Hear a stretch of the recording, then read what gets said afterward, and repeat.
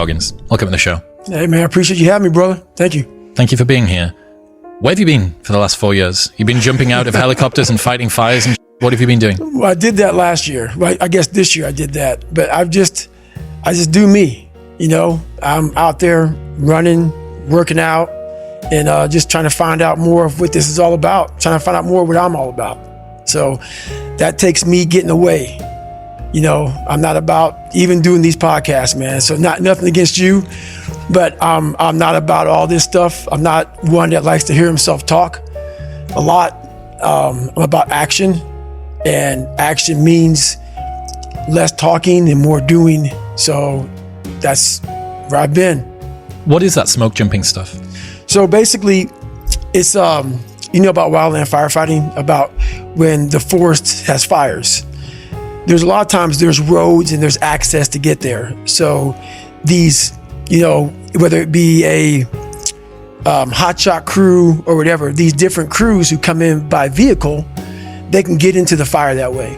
What a smoke jumper is you can't get a vehicle into that place. It is a spot where it's tight. There's no vehicles, there's no access. So they'll send us in there, smoke jumpers, jump out of airplanes, and we'll land in these really tight, small drop zones with all of our gear, and we'll put the fire out. How do you take water in? We jump out. So everything is... Hang on, you're jumping out of a... airplane, parachute. With backpacks of water, like a camel pack type thing? So we'll jump out, we'll have this, it's called a ditty pack, and it sits in, you know, it sits like by your waist, you know, Yep. on your legs area when you jump out, and that has a lot of your gear. But what happens is once you jump out, the aircraft will go lower and will push out all the rest of your gear, your water pumps. Oh, and that'll get airdropped in Yeah. with its own little parachutes. Right. Right, got you. So a lot of our main gear gets dropped into us. And then we're out there for several days until the fire is put out by us and only us. That's insane. It's insane, yeah. Why do you do that? Well, when I left the military, I'm always looking for more. I'm always looking for what's the next thing for myself. How can I grow? And that right there was the next thing for me. You know, I didn't want to sit back and, you know, just enjoy my retirement from the military. There's no growth in that. So I decided to go out and do this. So you jump out of an airplane with a team. You get your kit also parachuted out of the back. You're now in the middle of an area where there's no evac, there's no vehicles that can come and get you. There's a fire. You need to put the fire out, and you don't stop until you're done. That's it. Sometimes there is a way to get out, but a lot of times it's just, you know, if someone gets hurt on the jump, a lot of times we have to build, like cut down a bunch of trees so a helicopter can come in, land, and get them out. So we are the only access. We have to save ourselves. So a lot of times we are the team to get us in and to get us out. What was the longest mission exercise that you did? I think the longest one I did was 7 days. So. And what's the sort of daily routine? Are you sleeping? Do you get much sleep at all? No, not really. So what happens is, and the thing about being in Canada, so I do this out of British Columbia. So what happens is there's a lot of daylight.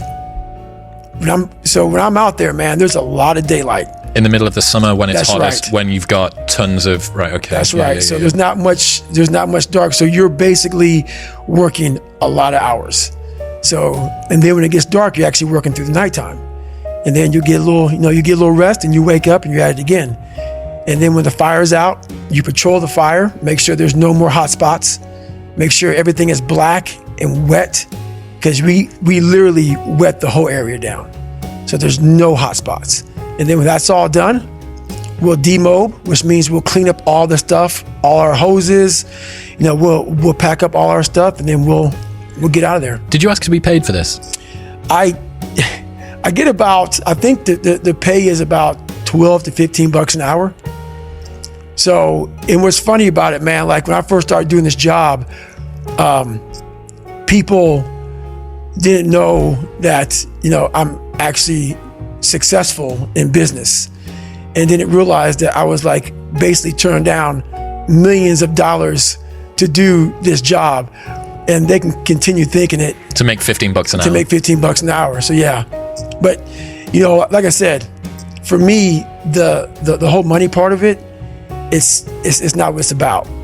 I'm all about that growth, and that growth isn't in these massive paychecks for speaking to corporations, stuff like that. The growth for me is in that $12 to $15 an hour when you're out there and it's like 20 degrees and you're freezing your ass off and you're thinking, you know what? I don't need to be here anymore. And you start questioning yourself why you're here. And there's a lot of growth in that. Why did you decide to release another book? What was undone with the first one? Well, the first one was basically a bachelor's degree with the mind, is how I look at it. And no one knew who I was. So this is the book, Never Finished is the book that I wanted to come out first. But how am I going to get so deep into something when no one knows who the hell I am?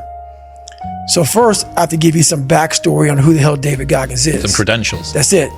And so I got some basic credentials out there. And now I can dive in more, because most people think I'm just some animal who runs and yells and just says fuck and motherfuck all the time. And that's nowhere near the truth. That's maybe what they see in a 1 minute video, and that's what people believe. But there's a lot of thought behind a person being a born loser, becoming who I am today.